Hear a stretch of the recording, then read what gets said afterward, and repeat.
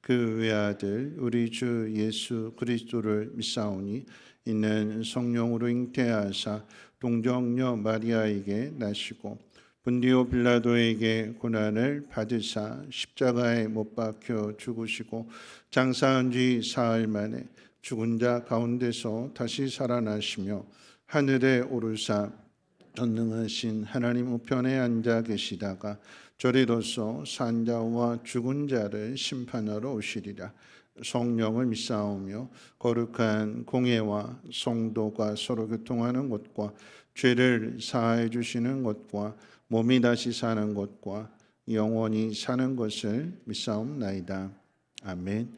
찬송가 386장 통일찬송으로 439장 찬송 후에 신효순 권사님 기도해 주시겠습니다.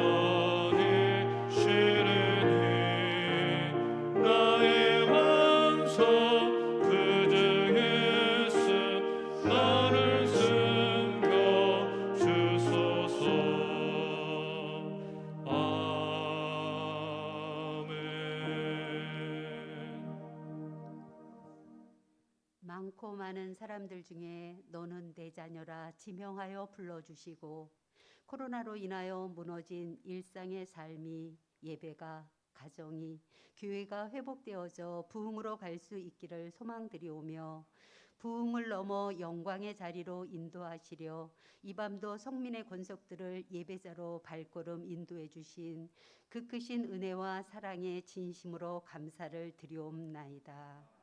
주님께서 베풀어 주신 은혜는 이렇듯 실로 클싸울진데 우리들의 믿음은 연약할 대로 연약하여 주신 말씀 기억하지도 못한 채 한 알에 썩는 밀알로 심기우지도 못한 채 주님 뜻대로 행하시옵소서.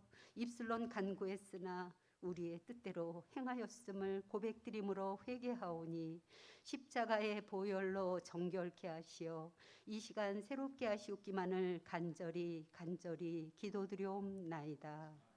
사랑해 주님, 하나님의 뜻과 섭리와 경륜 계셔서 만세전에 이터우의 성민교회를 아름답게 세워주시고 와동 일대는 물론이거니와 금방 일대에 죽어가는 영혼들의 구원의 방주처가 되게 하심을 감사드립니다. 기도의 불이 꺼지지 않는 재단, 평안을 전하는 교회, 건강한 교회로서 온 성도가 주 안에서 서로 사랑하고 선교와 구제에 힘써서 선한 영향력을 흘려보내는 믿음의 공동체가 되게 하시옵소서. 사랑의 주님, 말씀의 사역자로 목사님 세우심을 감사드립니다. 천하보다 귀한 한 생명의 양떼의 음성에도 귀 기울이는 선한 목자로서 영육간 강건함으로 지켜주시옵소서. 주시는 말씀이 듣는 것으로 그치지 않고 물된 동산과 같은 심령 깊숙이 심기워져 반응하며 감사와 기도와 말씀으로 복음을 전하는 믿음의 삶을 살게 하시옵소서. 예배를 마치는 시간까지 성령님께서 인도해 주실 줄 믿사옵고 2000년 전 아카페 사랑으로 이 땅에 오신 예수님의 이름으로 기도드리옵나이다. 아멘.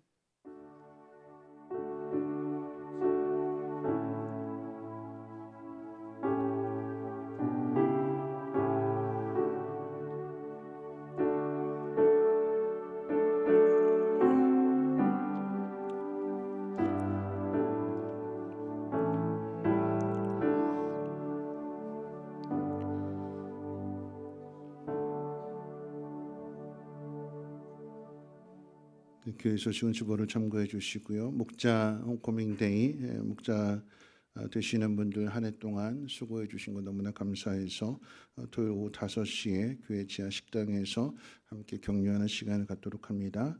많은 분들 함께 기도해 주시기를 원하고 내년에도 힘써서 맡기신 삶을 잘 감당할 수 있도록 위해서 기도해 주시기를 부탁드립니다. 다음 주일 저녁 찬양 집회로 열리게 되는데 우리 지난주에 김희아 집사님 감사에 대해서 말씀의 은혜를 나눠주셨다면 다음 주에는 행복이라고 하는, 그래서 올 한 해 2020년도 많은 일들이 있었고 힘들었던 일이 있었지만 그럼에도 불구하고 하나님 우리를 지켜주시고 함께 하시는 그 은혜 속에서 감사로 고백하고 또 행복함을 하나님 앞에 그대로 우리도 함께 나타낼 수 있는 그런 자리가 되었으면 좋겠습니다. 많은 분들 초대하셔서 하나님이 함께 하시는 그 은혜들을 나눌 수 있도록 여러분들이 협조해 주시기를 부탁을 드리겠고요.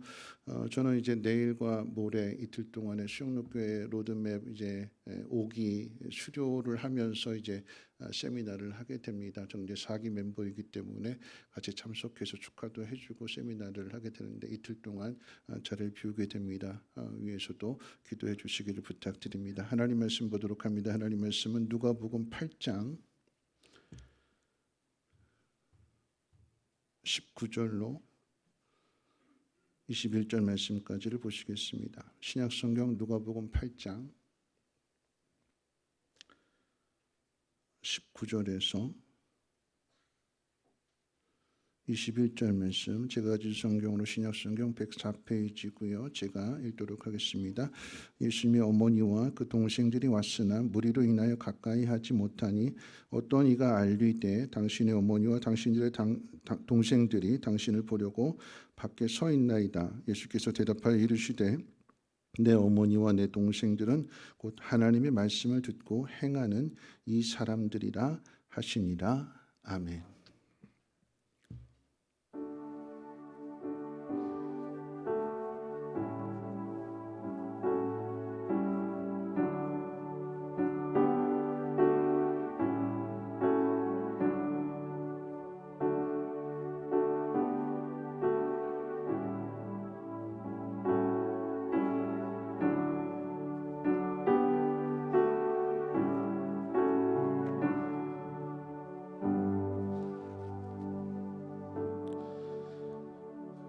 기도하겠습니다. 참으로 좋으신 하나님, 베풀어 주신 그 은혜와 사랑을 기억하며 먼저 감사함으로 하나님을 예배하며 또 예배를 드릴 때마다 귀한 예물을 하나님 앞에 드립니다. 하나님 기쁨으로 받아주시고 사랑하는 마음으로 드렸사오니 우리를 더욱 사랑하시는 하나님의 그 은혜가 우리의 삶 가운데 더욱더 풍성하게 나타나게 도와주셔서 두려움 없게 하시고 우리가 걸어가는 그 길 하나님과 늘 동행하는 길 되게 하사 우리의 모든 몽해를 함께 메어 주시고 또 인도하시는 그 놀라운 섭리를 깨닫는 복된 발걸음들 되게 하옵소서. 오늘 하나님 말씀을 듣습니다. 우리가 어떻게 살아가야 되는가 말씀 안에서의 길을 찾게 하시고 하나님의 뜻을 깨닫고 순종함으로 하나님의 뜻을 이루어갈 수 있는 복 있는 심령들 되게 하옵소서. 감사드리며 모든 말씀 예수님의 이름으로 기도합니다. 아멘. 네, 우리 옆에 분하고 함께 인사 나누실 때에 이렇게 인사하겠습니다. 하나님 당신을 사랑하십니다. 다시 힘냅시다 하고 인사하겠습니다. 네, 하나님 당신을 사랑하십니다. 네, 다시 힘을 냅시다. 네, 2022년 마지막 한 달 남았다고 움츠러드는 것이 아니라 또 실망하는 것이 아니라 우리에게 항상 좋은 것을 주시는 하나님, 12월 마지막의 끝이 아니다, 시작이다 그러시잖아요. 우리는 끝이라고 생각하는데 성탄절의 의미는 그런 거죠. 가장 어두운 때에 우리에게 참된 소망을, 더 좋은 것을 주시고자 깊은 어둠 속에서 하나님은 빛이 되시는 예수님을 이 땅에 보내주셨습니다. 하나님께서 더 좋은 것 우리에게 주실 것이라고 하는 그 믿음, 그 기대감을 가지고 견뎌내고 버텨내야 되는 거죠. 오늘 이제 누가복음의 말씀을 우리가 함께 다시 생각해 볼 텐데요. 찬양 집회 또 감사 집회 뭐 이렇게 또 감사 또 교육부서 뭐 여러 가지 이제 행사들로 또 추수감사절 행사들로 인해서 잠깐 좀 이렇게 간격이 있게 되는데 8장의 내용을 잠깐 이제 언급한다면 8장 4절부터 15절까지 씨 뿌리는 비유, 그리고 16절부터 18절에는 등불의 비유를 통해서 하나님의 나라는 감춰져 있지만 드러날 것이라고 하는 사실을 말씀해 주셨습니다. 그리고 이어지는 오늘 본문의 말씀을 통해서는 예수님은 누가 하나님 나라에 들어가는가, 오늘 본문의 주제로 표현한다라고 하면 누가 예수님의 가족이 되는가라고 하는 것을 말씀해 주십니다. 사람은 혼자서 살 수 없습니다. 그러니까 인간을 정의할 때 인간을 사회적인 동물이라고 표현하는 그 이유는 타인으로부터 사랑받고 인정받고 신뢰받을 때 사람은 가장 행복하기 때문에 그러합니다. 톰 행크스 주연의 캐스터웨이라고 하는 영화가 있죠. 주인공이 이제 비행기를 타고 가다가 비행기 추락 사고로 인해서 무인도에서 이제 혼자 살게 된 그런 이야기인데요. 영화 속에서 주인공이 무인도에서 생존할 수 있었던 이유 중에 하나, 뭐 여러 가지 뭐 이야기들을 할 수 있겠지만 가장 중요한 것 하나를 꼽으라고 한다면 윌슨 때문입니다. 윌슨이 함께 있었기 때문에, 옆에 있었기 때문에 그 어려움들을 이겨낼 수 있었고 다시 사회로 돌아올 수가 있었는데, 이 윌슨은 사람이 아니라 비행기 추락 사고로 인해서 그 물품들이 이렇게 표류하면서 마침내 이제 무인도까지 떠내려오게 된 그런 물건들 중에 배구공이었어요. 배구공인데 이름을 지어줬어요. 윌슨. 너는 앞으로 윌슨이라고 해라. 그리고 윌슨이라는 이름을 지어주고 거기 배구공에다가 이제 숯 같은 걸로 이제 그 사람 얼굴을 그려놓죠. 사람 대하듯이 대하는 거예요. 윌슨에게 밥 먹었니? 오늘 날씨 이렇다. 우리 뭐 할까? 막 이러면서 이 배구공하고 대화하는 거예요. 여러분, 세상 사람들이 이 모습 보면 뭐라고 얘기할까요? 제가 이 컵 보고 너 참 깨끗하다. 너 참 시원하겠다. 뭐 이렇게 이 컵하고 내가 막 대화를 하고 있다면 여러분 저를 어떻게 생각하시겠어요? 맛이 갔다. 미쳤다. 뭐 이렇게 생각하겠죠. 정상적인 모습으로 보면 제정신이 아니라고 이야기할 수 있을 것입니다. 근데 그곳에서 그렇게 윌슨과 대화를 통하면서 오늘을 버텨낼 수 있는 힘을 얻게 되는 거죠. 혼자 있다면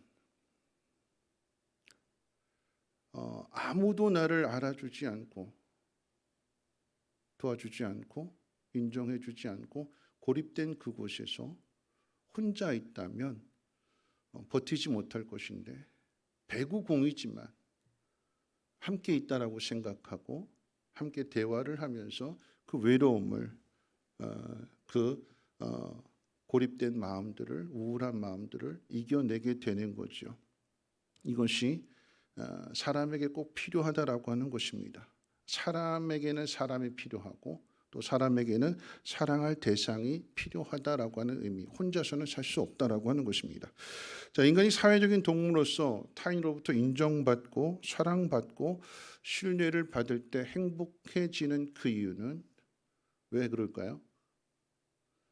왜 사람이 함께 있어야 되고 또 사랑받는 것도 중요하지만 오히려 우리가 사랑할 때 더 행복해지는 그 이유는 어디에 있을까요? 왜 사람을 사회적인 동물이라고 표현하는 걸까요? 그 이유는, 그 근원은 어디에서 찾을 수 있을까요? 하나님이 우리를 하나님의 형상을 따라 지으셨기 때문에. 하나님의 형상이라고 하는 것은 그저 사람들의 외모를 보는 눈, 코, 입 이런 것을 이야기하는 것이 아니라 하나님의 형상이 없으시다고 그러셨습니다. 사람으로 하여금 마음대로 하나님의 형상을 그리지 못하도록 하나님의 형상을 보여주시지 않으셨어요. 하나님께서 보여주신 것은 하나님의 속성입니다. 하나님의 성품, 여러 가지 공유적인 속성이냐 비공유적 속성이냐 나눌 수 있게 되는데 가장 중요한 것은 하나님 형상이 무엇이냐 성경 안에서의 생각해 본다면 우리라고 하는 거죠. 우리가 우리의 모양을 따라 사람을 지으자.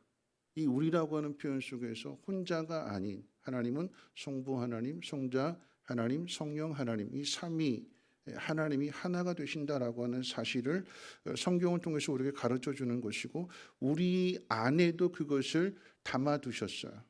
그래서 사람 혼자 사는 것이 보기에 좋지 않다 이렇게 표현하시는데 여러분 여기 하나님의 분명한 목적이 있어요. 하나님이 지혜가 부족해서 남자 붙여 만들어 놓고 내가 실수했네 깜빡 잊었네 하고 여자를 만드시는 것이 아니라 왜 그렇게 하시는가? 둘이 하나가 될 수 있다라고 하는 것을 가르쳐 주시기 위해서 그래서 재질을 남자와 여자를 지으실 때 그 재질을 다르게 하는 똑같은 재질로 지으시는 것이 아니라 남자 안에서 갈비뼈를 취하여 여자를 만드시고 그래서 둘이 하나가 되게 하시는 다시 말하면 결혼이라고 하는 이 공동체, 이 가정 안에서 사람이 사람답게 살아갈 수 있는 것을 하나님께서 담아두신 거예요. 하나님의 성품을, 하나님의 속성을. 하나님의 뜻대로 살아야 거기에 행복이 있는 거죠. 여러분 이 시대가 점점 개인적인 시대가 되어서 개인주의 성향이 강하게 나타남으로 인해서 나 혼자 사는 것이 편하다. 그래서 비혼주의를 주장하게 되는데 이런 건 성경적이 아닌 거죠. 하나님 우리를 지으시되 남자와 여자가 둘이 하나가 되어서 공동체가 되도록 그것이 가정이고 이 가정이 확대가 되면 교회가 되고 그것이 하나님 나라의 본질이 되는 것입니다. 여러분 한 집에서 사는 것 그게 가족이잖아요. 가족이라고 하는 것은 한 지붕 아래 산다라고 하는 것을 의미하게 되는데 우리 한국은 조금 다른 표현을 쓰지요. 가족이라고 하는 표현은 한자로 이제 중국이나 주로 일본에서 사용하는 표현이고 우리는 다른 표현을 씁니다. 대한민국은 어떤 표현을 쓸까요? 한 집에 사는 사람 뭐라고 표현하지요? 식구라고 그래요. 식구. 식구의 뜻이 뭘까요? 같이 밥 먹는 사람. 더 친밀한 거예요. 그저 한 지붕 아래 있는 그런 관계가 아니라 한 지붕 아래에서 뭐 하느냐? 같이 밥 먹는다. 그래서 안식구 이렇게 표현하잖아요. 같이 안에서 밥 먹는 사람. 여러분 가족 공동체의 핵심이 거기에 있습니다. 같이 밥을 먹는. 근데 요즘 이것도 많이 무너지잖아요. 그렇죠? 1인 주의 시대가 돼서 다 이제는 직장 때문에 다 떨어져 나가서 주소지도 옮기게 되고 그러면서 이제 혼자 가장이 되는 그런 시대에 살고 있는데 여러분 그럴수록 식사 문화가 다시 회복이 돼요. 코로나 때문에 제일 힘든 것 중에 하나가 우리 같이 함께 식사할 수 없다라고 하는 게 가장 힘든 문제였잖아요. 같이 예배드리고 같이 식사하고 같이 교제하게 되는 코이노니아를 이루게 되는 그게 교회의 본질인데, 여러분 가정 안에서 같이 온 식구가 한 자리에서 밥 먹는 이 문화가 다시 회복이 됐으면 좋겠어요. 아무리 바빠도 우리 집도 참 힘든데 그럴지라도 이제 금요일 날 저녁 늦게 오게 되니까 딸아이가, 그러면 이제 금요일 날 밤에 뭐 만나게 되고 토요일 날 만나게 되고 또 주일 날 만나게 되는데 서로 이제 바쁘게 되니까 그마저도 힘든, 그럴지라도 같이 밥 먹으면서 마음을 나누고 삶을 나누는 그게 가족 공동체가 되는 거죠. 하나님께서 우리를 가족 공동체로 둘이 하나가 되게 할 뿐만 아니라 또 자녀를 낳음으로 인해서 그 자녀들과 하나가 되는 공동체를 이루라고 하셨어요. 그것이 하나님의 속성이고 하나님 형상의 특징이 됩니다. 자, 그런데 이제 세상은 이것을 자꾸만 깨트리게 됩니다. 여러분 동물의 왕국에 보면 독수리든 사자든 결국은 강한 새끼만 살아남습니다. 형제지간임에도 불구하고 약한 형제를 보호하고 도와주는 그런 모습이 아니라 강한 새끼가 약한 새끼의 먹이까지 빼앗아 먹는, 먹이를 먹더라도 힘이 센 새끼가 힘 약한 것을 빼앗아 먹게 되니까 힘없는 새끼는 계속해서 먹지 못하니까 약하게 되어 결국은 병들어 죽게 되는, 강한 새끼는 더 강해지는, 그게 이 동물의 왕국인 거죠. 근데 동물만 그런 것이 아닙니다. 사람이 사는 사회도 똑같습니다. 한 반에서 두 아이가 싸워요. 누가 이길까요? 한 반에서 두 아이가, 남자아이 두 아이가 싸우고 있어요. 누가 이길까요? 힘센 사람이요? 처음에는 그래요. 근데 결국은 누가 이기느냐? 형이 있는 사람이 이겨요. 형이 있는 사람. 둘이 싸워서 힘센 아이가 이겼는데 쉬는 시간에 형에게 가서 일렀어요. 형, 제가 나 때렸어. 그럼 쉬는 시간에 누구야 내 동생 때리는 놈이 나와. 그럼 누가 이겨요? 형이 있는 애가 이겨요. 형만 가지고 안 되죠. 이 싸움이 어디로 번져요? 부모에게로 번져요. 부모. 누가 이길까요? 결국 아이들 싸움인데 누가 이길까요? 부모 힘이 센 아이가 이겨요. 분명 이 아이가 잘못했는데 부모가 힘이 있어요. 기득권을 가지고 있어요. 학교에다 많은 영향력을 행사하고 있어요. 그러면 누가 이길까요? 이 아이가. 많은 선생님들이 그런 건 아니지만, 우리 지난 주일 김현 집사님 간증할 때에 학교 갔는데 고아이고 또 얼굴도 그렇고 친구들에게 따돌림 당하고 조롱 당하고, 그럼에도 불구하고 참 좋은 선생님 만난 거죠. 좋은 선생님이 칭찬해주고 격려해주는 그런 선생님도 계신 반면에, 그렇지 않고 힘의 논리를 따라서 힘 있는 아이를 두둔해주고 힘 약한 아이를 외면하는 그런 모습도 얼마든지 학교 안에서 일어나게 됩니다. 그럼 결국은 무슨 이야기냐면, 가족이 있는 사람이 보호를 받는 것이고 그 가족의 힘이 센 아이가 결국은 그 반의 주도권을 잡게 되는, 여러분 이와 같은 이야기들 우리가 한번 생각해 본다면, 여러분 아이들도 참 착하고 순진한데 근데 한편으로는 그 안에 죄성이 있기 때문에 약점을 알아요. 약점.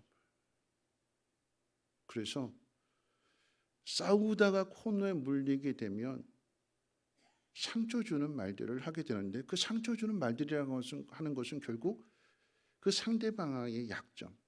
예를 들어서 부모님이 이혼했다라고 한다면 뭐라고 이야기할까요? 그렇죠. 엄마가 없다고 그 약점을 가지고 이야기하고, 부족한 것, 연약한 것이 있다면 그걸 도와주고 채워주고, 그래서 함께 가는 문화가 아니라 오히려 그것을 가지고 짓밟고 내가 그 위에 올라서는, 그게 우리들이 살아가는 이 세상의 모습이다라고 하는 것입니다. 하나님께서 아브라함에게 말씀하실 때 가나안으로 가라고 하실 때에 갈대우를 떠나서 조건이 있었죠. 어떤 조건이었을까요? 본토, 친척, 아비 집을 떠나라. 왜요? 의지할 것 없이 오직 하나님 한 분만 의지하라라고 하는 하나님의 명령인데 아브라함의 믿음이 그만한 믿음이 되지 못해서 다 데리고 가죠. 아버지 데라와 함께 또 조카 롯도 우르르 몰려갑니다. 왜 우르르 몰려갈까요? 낯선 곳에 가면 가족만이 서로를 지켜줄 수 있기 때문에 가족의 수가 그 시대 그 부족의 힘이 되기 때문에 그래서 남이 나를 무시하지 못하도록 수를 늘리게 되는 거죠. 하나님 말씀과는 정반대의 모습이에요. 믿음이 아직 시작되지 않았기 때문에 작기 때문에 그렇다고 볼 수가 있게 되는데 결국 이런 모습들 아브라함만 그런 것이 아니라 이삭이 그 지역에서 우물을 파게 될 때 이걸 시기하는 아비멜렉이 사람들 이끌고 와서 그 우물을 다 메워버리는 같은 민족이 아니고 언어가 다르고 피부가 다르고 인종이 다르기 때문에 같은 가족으로 받아들여지지 않는 한 같은 지역의 삶에도 불구하고 너와 나는 다르다. 그리고 상대방이 잘 되는 것을 배워파하고 시기하고 질투해서 괴롭히는 그게 세상의 문화가 되는 것입니다. 여러분 이런 세상의 문화 속에서 더욱더 가족의 그 힘이 중요하게 인식이 되는데 나를 지켜줄 수 있는 나를 도와줄 수 있는 나 혼자가 아닌 내가 걸어가는 이 길 가운데 함께 동행해 줄 수 있는 가족이 있다라고 하는 것은 큰 힘을 얻게 되는 것이고 큰 위로가 되게 되는 거죠. 여러분 혈연 관계로 묶여져 있는 그 관계 속에서 인간은 보호를 받습니다.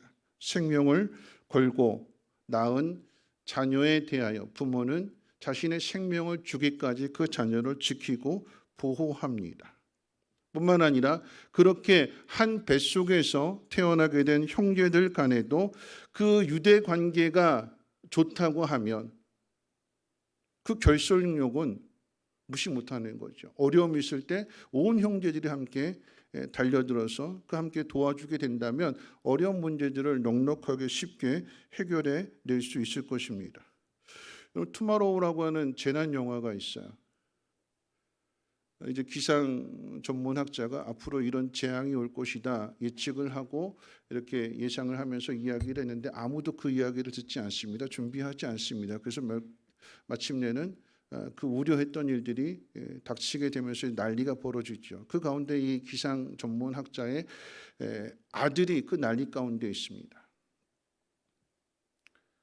아버지가 이 아들을 구하기 위해서 목숨을 걸고 생명을 걸고 위험을 무릅쓰고 마침내 그곳으로 가는 그리고 이 아들은 자신의 아버지가 자신을 구해줄 것이라고 하는 그 믿음을 가지고 그 시간들을 견뎌내고 버텨내죠. 마침내 영화이기 때문에 모든 어려움들을 다 이겨내고 이 아버지가 이 아들을 건져냅니다.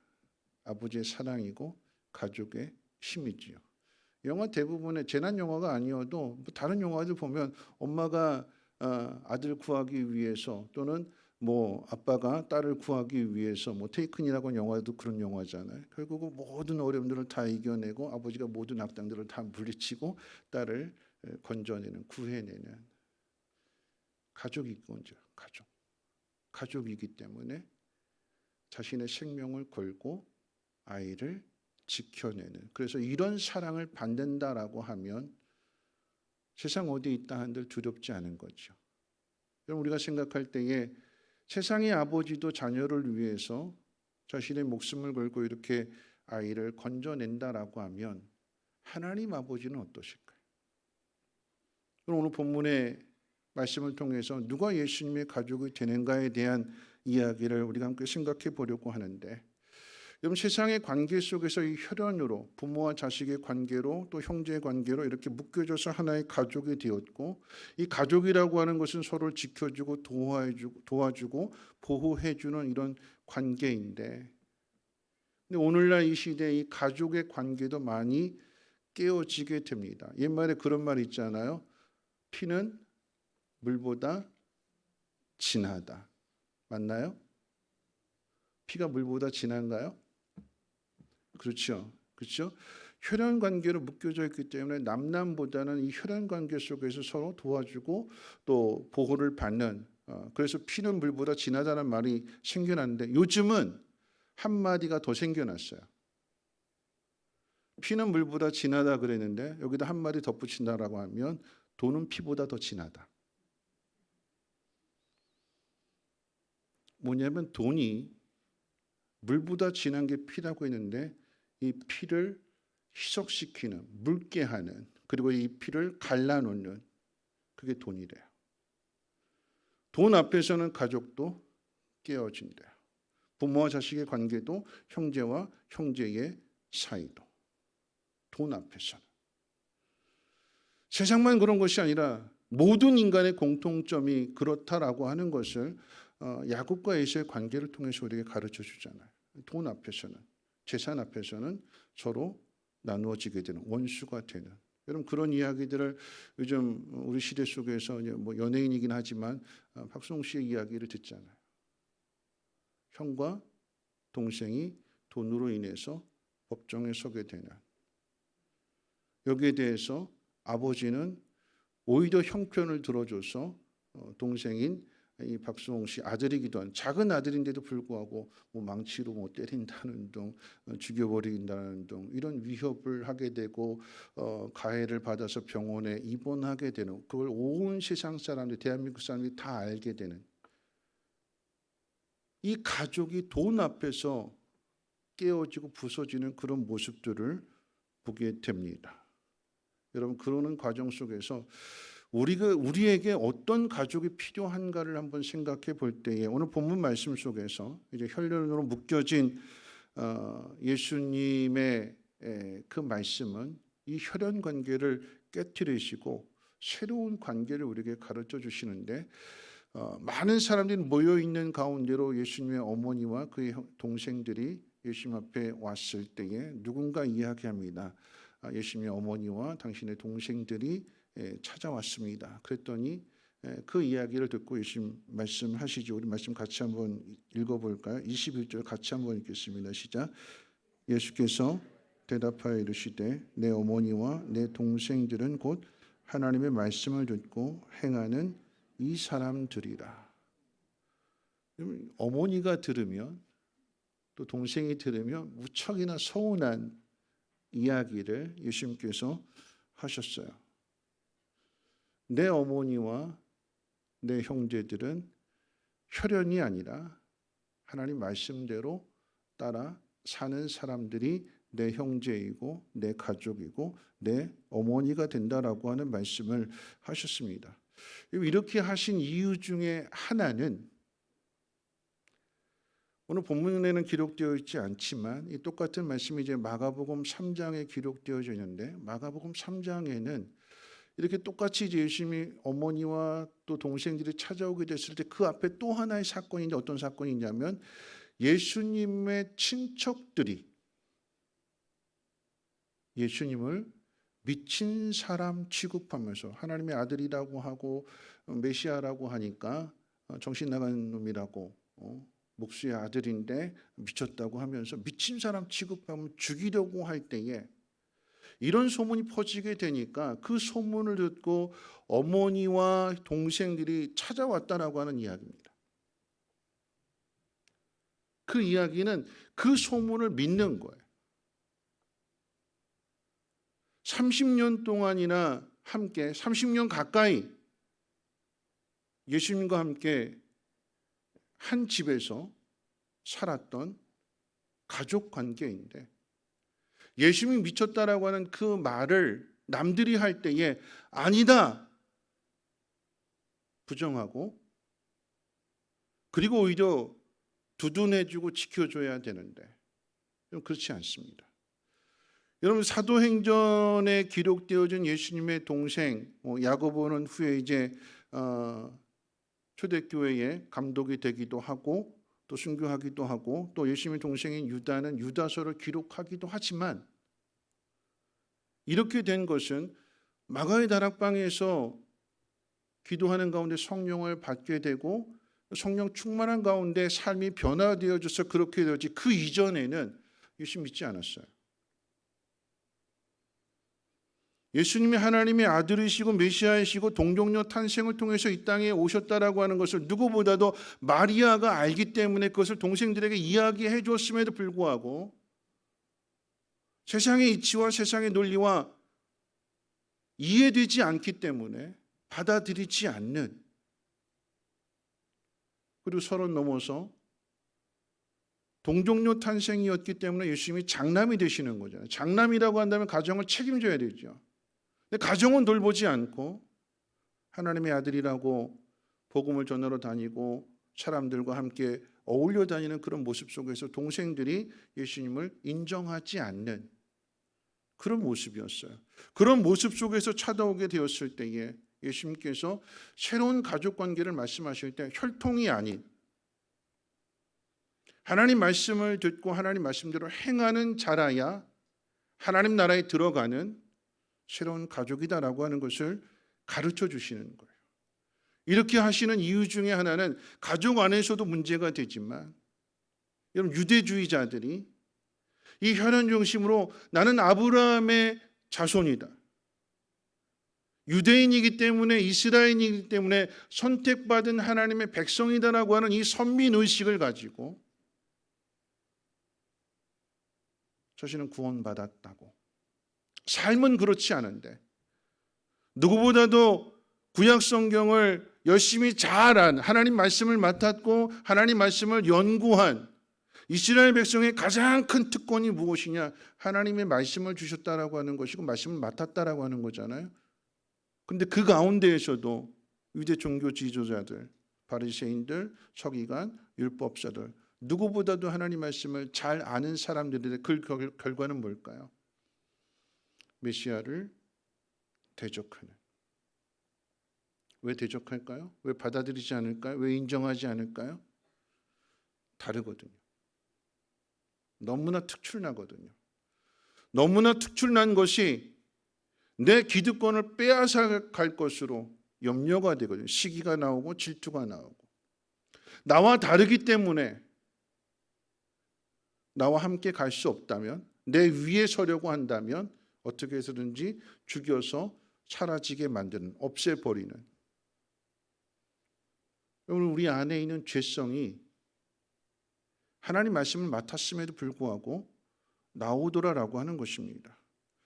여러분, 누가 예수님의 가족이 될 수 있는가에 대하여 동생들이 바깥에 있고 어머니가 바깥에 있다라고 하는, 반대로 예수님 말씀을 듣기를 원하는 사람들이 예수님 주변에 있다라고 하는 이 모습은 상징적인 모습이기도 합니다.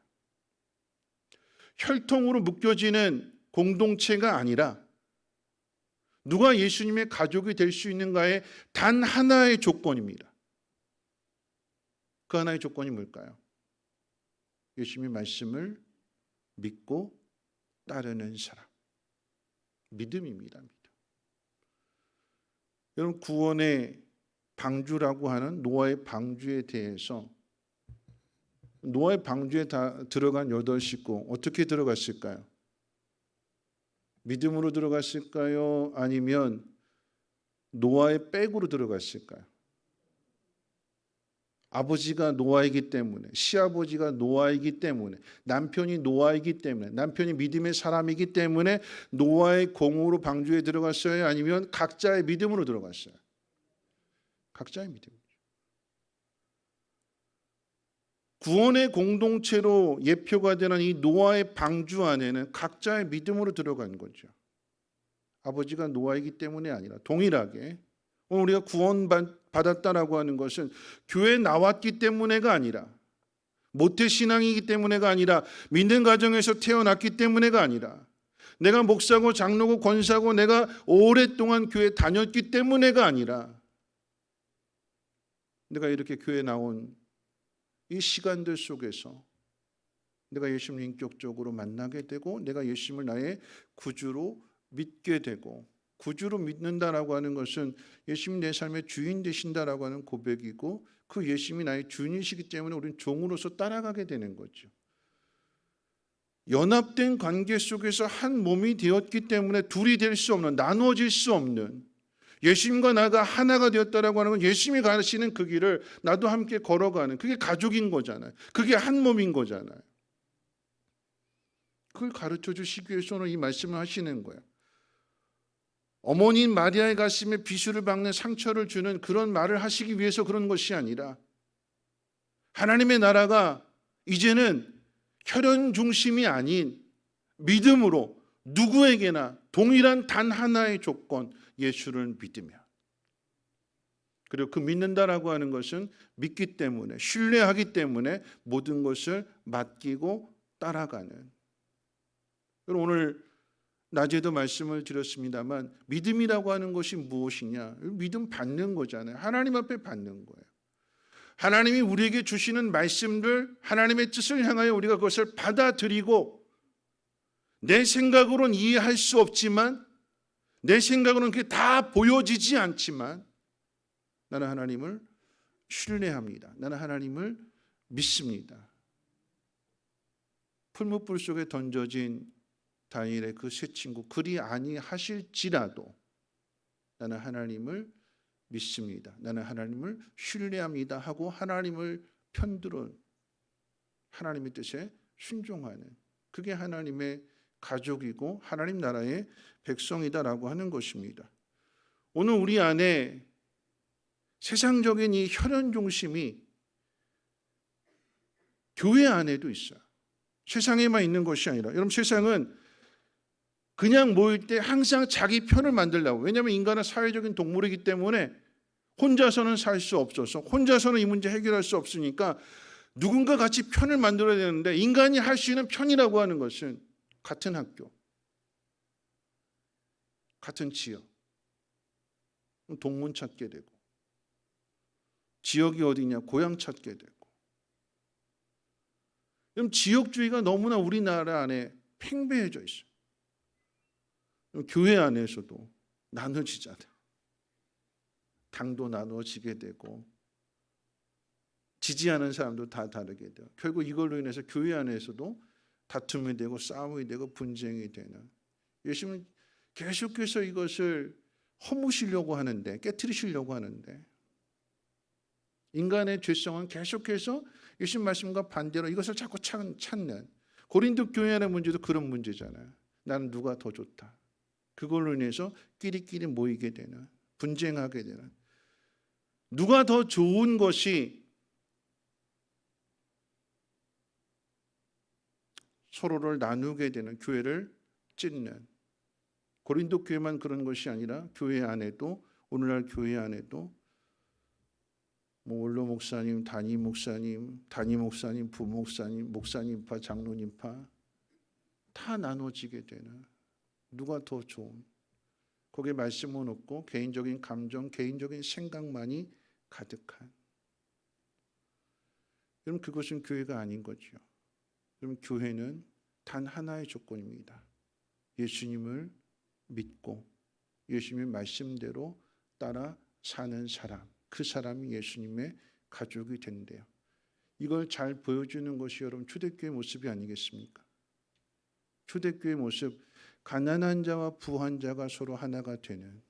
어떻게 같아질까요? 부유한 사람이 가난한 사람을 위해서 자신의 것을 팔아서 나누어줌으로 같아지는, 하나가 되는. 주인과 종이 하나가 될 수 있는 것은 세상에 교회밖에 없잖아요. 주인임에도 불구하고 종을 받들어서 섬기게 되는, 그게 한국 교회의 가장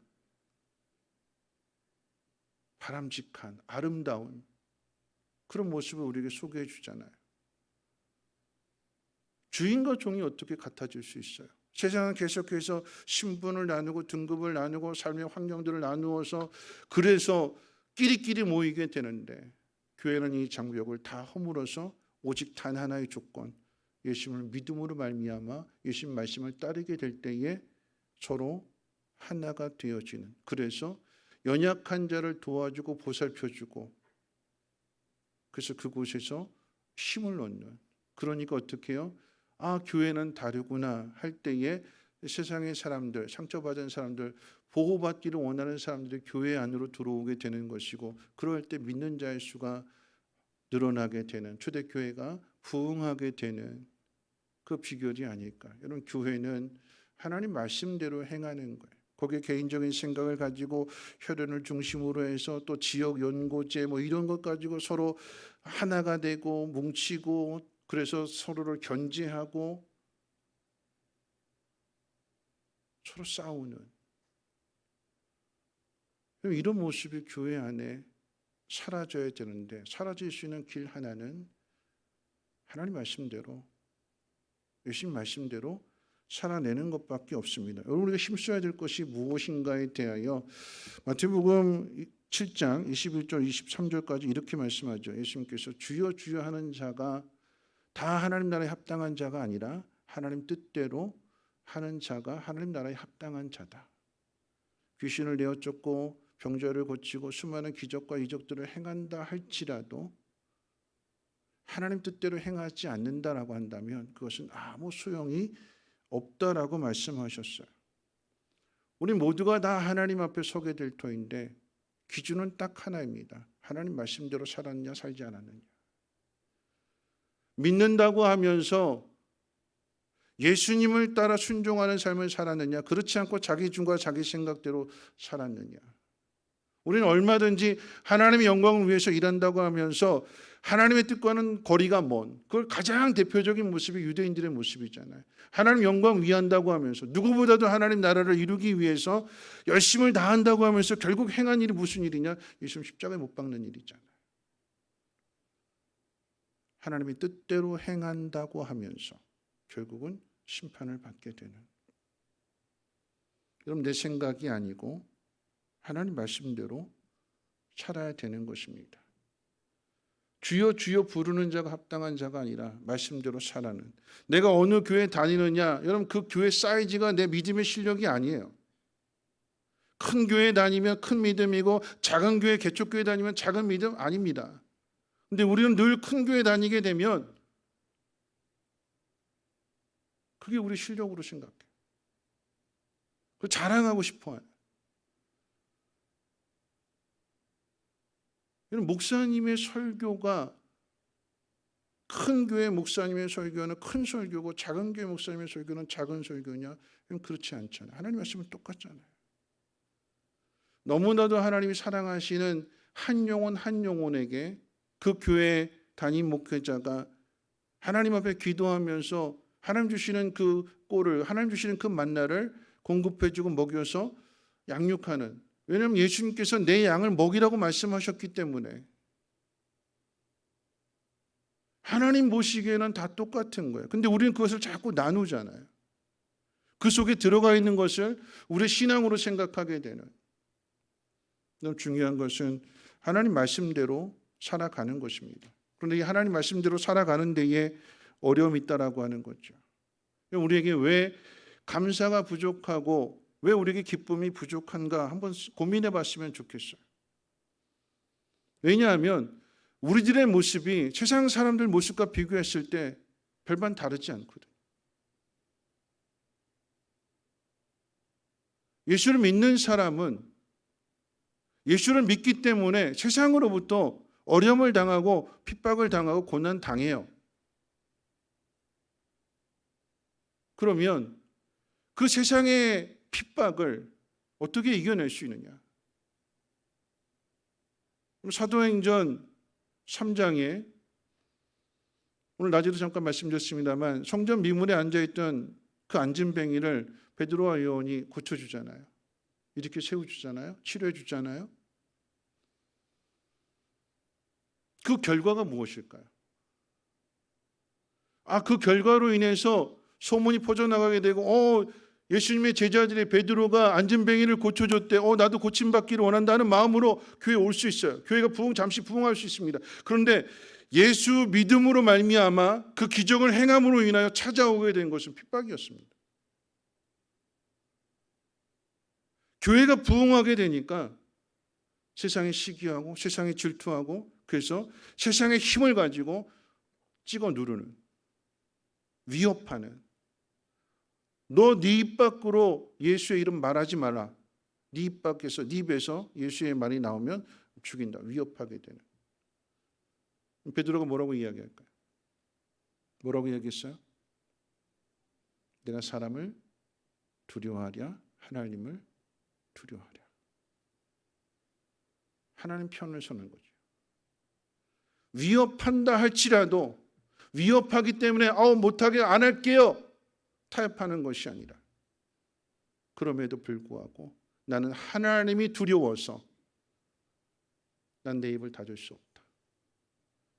나는 하나님이 두렵기 때문에 내 목에 칼이 들어와도 복음을 전하겠노라. 그게 베드로의 신앙이에요. 그 결과 어떻게 될까요? 그 결과 어떻게 될까요? 감옥에 갇히잖아요. 사도행전 12장에 보면 베드로는 감옥에 갇히게 되고 야고보는 순교를 하게 됩니다. 감옥에 갇혔을 때에 하나님의 천사가 옥문을 열어줬어요. 감옥에서 나오게 됐습니다. 그리고 마리아의, 요한의 어머니 마리아의 그 집, 그 다락방으로 인도함을 받게 되는데 거기 갔더니 무슨 일이 벌어졌을까요? 뭐하고 있었대요? 성도들이 모여서 기도하고 있었대요. 우리의 기쁨과 우리의 감격과 우리의 감사가 어디 있느냐? 예수 믿으면, 말씀대로 순종하면 어려워요, 힘들어요, 고달퍼요, 몸이 피곤해요. 그런데 그럼에도 불구하고 우리가 하나님 말씀대로 순종하게 될 때에 하나님이 함께 하시는 능력들이 나타나게 되는 것이고, 세상에 이것을 보게 될 때 예수 믿는 사람은 다르구나 하는 것들을 보게 되는 것이고, 그 어려움을, 그 환난을, 그 핍박을 어떻게 이겨내는가? 혼자 힘으로 이겨내는 것이 아니라 나는 내가 잘나서, 내가 능력이 있어서 내가 이 모든 환난을 다 이겨낸다고 생각했는데 천사를 통해서 인도함을 받아서 가보니까 나를 위해서 기도하는 사람들이 있다. 누가 나를 위해서 기도해 줄까요? 하나님 나라의 가족이 기도해 주는 거 아니겠습니까? 여러분, 이곳에는 지역도 다르고 나이도 다르고 자라온 환경도 다 다르고 다 다른 사람들이 모여 있어요. 근데 우리가 하나가 될 수 있는 것은 예수님 말씀대로 살려고 할 때, 그가 어려움을 당할 때 그것을 위해서 함께 기도해 주는, 그리고 함께 도와주는, 그렇기 때문에 어려움들을 이겨낼 수 있는 거 아니겠습니까? 그게 가족의 힘이잖아요. 말씀 마칠 텐데요. 우리는 가족입니다. 가족이라고 하는 것은 서로를 돌아보고 도와주고 힘들어할 때 옆에 있어주고 기도해주고, 하나님 그 모습을 보시고 기뻐하시고 그곳에 은혜를 베풀어 주시는, 오늘 이제 다음 주에 등록하실 분들하고 이제 오늘 마지막 이제 새가족 모임을 하게 되는데 한 분이 그런 말씀하셨어요. 성민교회 오니까 너무 좋다. 저는 교회에 대해서 부정적인 이미지를 가지고 있었는데 한 분을 통해서 이제 전도받게 되고 교회 가자고 그래서 교회 왔더니 너무나 따뜻하고 너무나 좋다고, 그러면서 하시는 말씀이 뭐냐면 교회 왔더니 가족 같은 느낌이라고. 자기 이름을 불러줘서 너무 좋대요. 누구시 하고 이렇게 교회 오니까 이렇게 반가이 맞아주고 이름 불러주고 하니까 집에 온 느낌이래요. 그게 가족이지요. 그게 교회 모습이에요.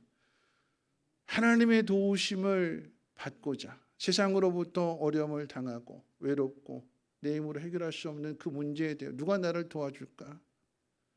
오늘 예배드리기 전에 찬양의 가사처럼 하나님 너를 지키시는 자, 하나님의 보호를 받으러, 하나님 날개 아래 피하러 온 룻을 하나님께서 품어주시고 보아스를 만나게 해주시고 잃어버린 모든 것들을 하나님께서 채워주시고 한 가족을 세워주셨던 것처럼 오늘 하나님을 예배하는 저와 여러분들에게도 하나님의 은혜가 있으시기를 주의 이름으로 축원을 드립니다.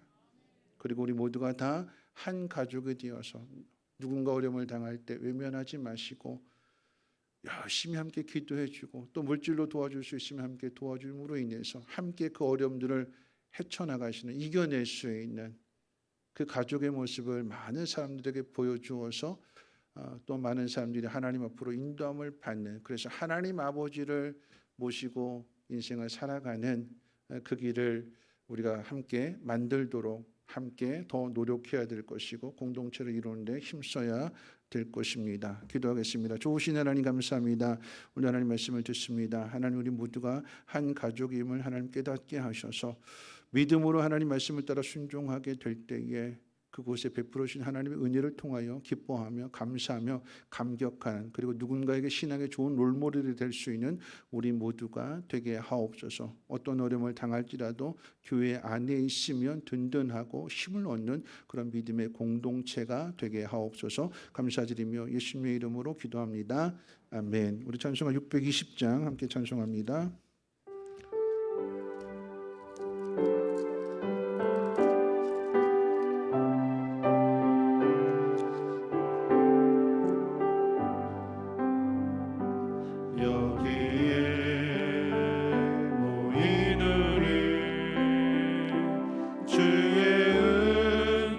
받은 자여라. 주께서 이 자리에 함께 계심을 아노라.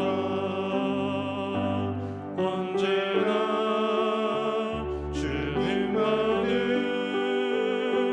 찬양하며 따라가리니 시험을 당할 때도 함께 계심을 믿노라. 이 믿음도 굳세라. 주가 지켜주신다.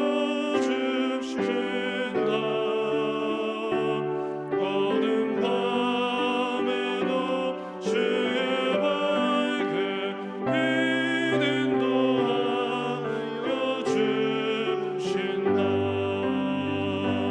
주님이 뜻하시니 헤아리기 어렵더라도 언제나 주 뜻 안에 내가 있음을 아노라.